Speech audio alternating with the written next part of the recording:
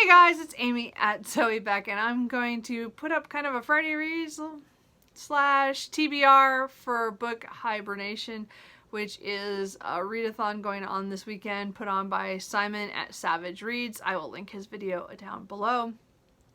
So I'm mostly rereading right now, and then just reading a few other things here and there. So I'm pretty much just going to continue on with what I'm reading. I'm not following the prompts myself. So, but if you go to his video, you will see he has several prompts that you could look into. I just don't need that motivation. I just need to read.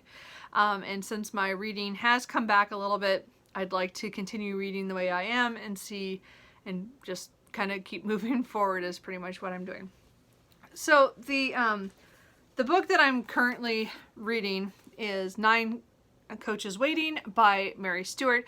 So this is her third novel. So this was published in 1957, and this follows a woman named Linda who has kind of a past of her own, and she comes from England to France and doesn't tell her new employers that she actually lived in France. So she actually can speak very well, but she doesn't let them know that, and they don't think that she knows French as well as they think she does, kind of thing. And she's a governess for a 9-year-old boy who seems very lonely, and he's just been orphaned a little while ago, and his uncles are kind of in charge of him. Like, he's staying with one uncle and his wife at the home that's supposed to be the boy's home that he'll inherit when he reaches his maturity.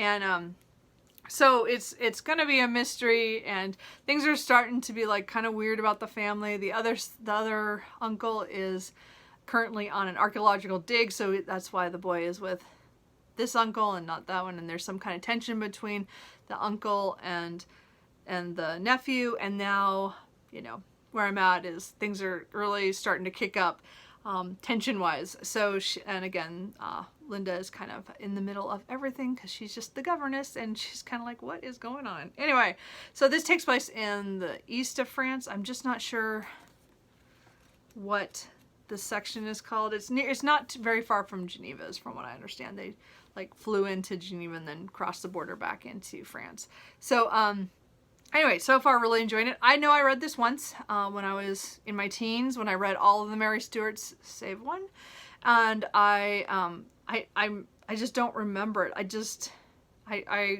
rebought all these copies, so I really want to read it because my copies are all really, really old.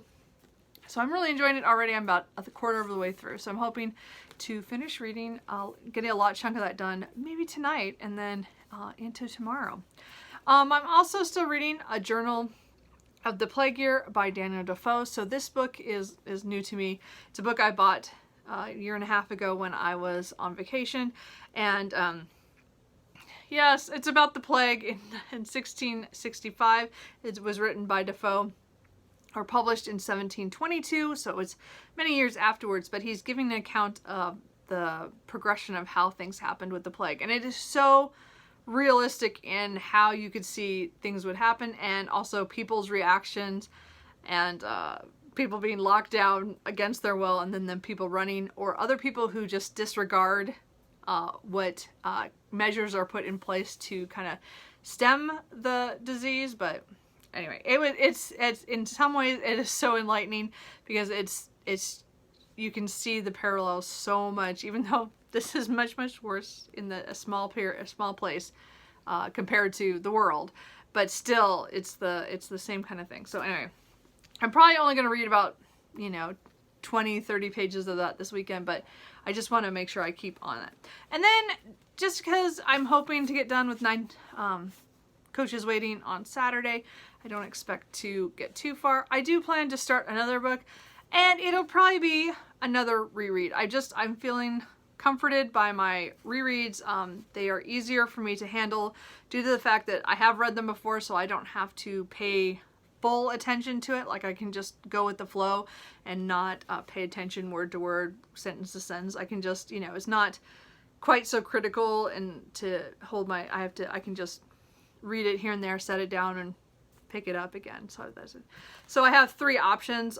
They're all kind of fantasy. I'm kind of, because I just did the mystery and then I did a historical fiction before this, I decided to go fantasy. I'm just not sure which one. So of course I have the first book and the Malarian, which is the second set of books that follow the Belgarian by David Eddings. This is when Garion is older. So, and things all start again. It's a 5-book series. I'm going to reread those this year. This is book 5 in the other series by Anne Bishop. This is Edged in Bone. I want to finish my first reread of the full series before I start the next, the 2 books that follow like an offshoot series before I probably restart the series again. But this is book 5, so I can't really say a whole lot about it. This is about a world where others are like shifters. They own North America and humans are just kind of there renting and their power struggles and stuff. And things a lot of things went down in book 4. So book 5 is different, but I still liked it. And then, of course, I might pick up a Nillingi Sing. At some point, I'm going to read Wolf Rain again, book 18 in the Side Changeling series, due to that the next one's coming out in June. So I might wait on this one until closer, but I might not, because I love to reread these, and I've already read this. I've read this twice already. It only came out last June. Anyway, so, and again, this is psychics, humans, and shifters who are vying for power in the world, and then it's a paranormal romance. So it's follows the main couple. This one has to do with a wolf and a Psy, and I just love this world and these things.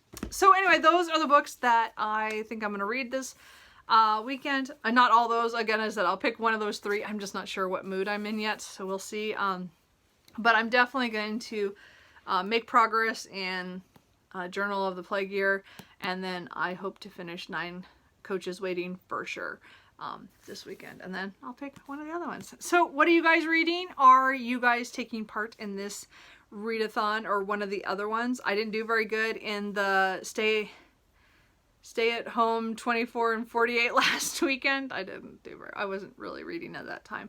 So I'm reading now and I'm feeling a little better about it. So I'm hoping this will go well. So we'll see. We'll see. So what are you guys doing? What are you guys reading? Let me know, and I'll talk to you guys later. Bye.